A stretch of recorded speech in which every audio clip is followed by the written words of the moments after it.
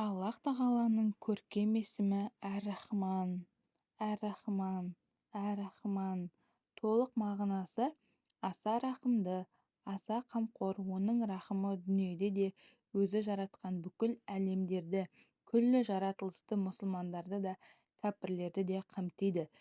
Зікір етудің пайдасы: бұл дүниеде және ақыретте Алланың сүйіспеншілігіне қол жеткізу.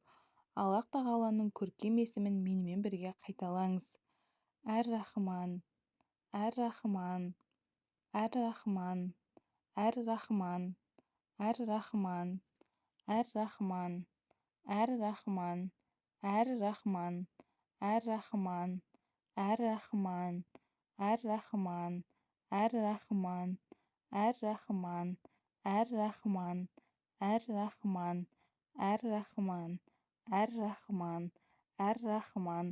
Дұғамызда «Я Рахман, аса рақымды, аса қамқор» деп дұға етсеңіз, Аллах тағаланың сүйіспеншілігіне қол жеткізу мүмкіндігіңіз бар. Аллах тағала дұғаңызды қабыл етіп, ниетіңізді қабыл етсін. Әр-рахман, әр-рахман, әр-рахман, әр-рахман, әр-рахман, әр-рахман, әр-рахман.